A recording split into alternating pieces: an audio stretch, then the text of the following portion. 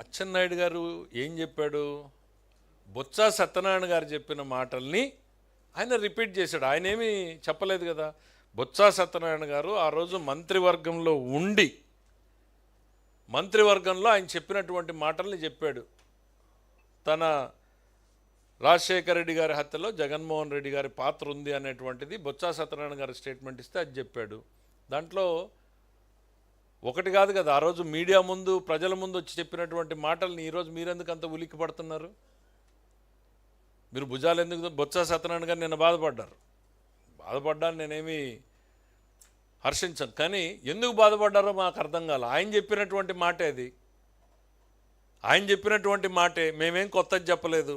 అంటే ఆయన అందరికీ ఒక అనుమానం ఏమొస్తూ ఉంది అని అంటే, జగన్మోహన్ రెడ్డి గారి నైజం చూసిన తర్వాత బొత్స గారికి భయం వచ్చింది, ఆ భయంలో నుంచి బాధ వచ్చింది అనుకుంటున్నారు. పరిటాల రవి గారి హత్యలో జరిగినటువంటి నిందితులు సాక్షులు ఏ ఒక్కరూ ఈ రోజుకు మిగలలేదు. బాబాయి హత్యలో పాల్గొన్నటువంటి సాక్షులు నిందితులు సగం మంది ఆల్రెడీ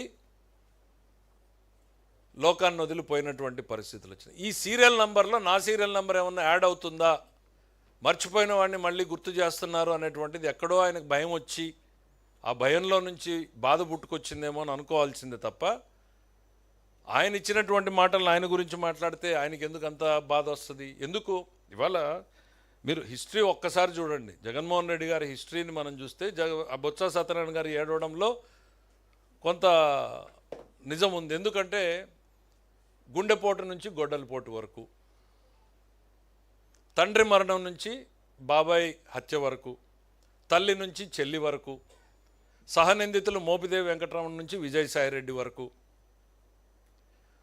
మన డాక్టర్ సుధాకర్ రావు దగ్గర నుంచి మన సుబ్రహ్మణ్యం వరకు, ఎక్కడ చూసినా కూడా మీ నైజం ఏంది అనేది కళ్ళ ముందు కనపడతా ఉంటే బాధపడక ఏం చేస్తాడు ఆయన బొత్స సత్యనారాయణ గారు? నీ నైజం ఏంది అనేటువంటిది రాష్ట్ర ప్రజలు కళ్ళ ముందు కనపడతానే ఉంది.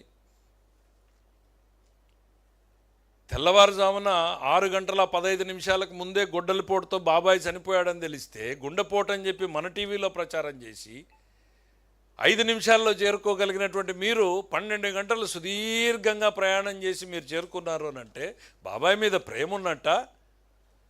ఆ ఉన్నటువంటి సాక్ష్యాధారాలన్నీ తొలగిపోయే వరకు అక్కడికి చేరుకోకూడదని అనేటువంటి ఆలోచన ఉన్నట్ట?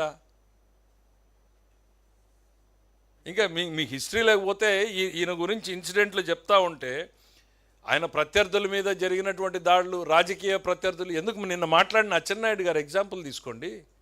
పాపం ఆయన సర్జరీ చేయించుకుంటే 700 కిలోమీటర్లు ప్యాంటు మళ్ళీ సర్జరీ అయిన పాయింట్లో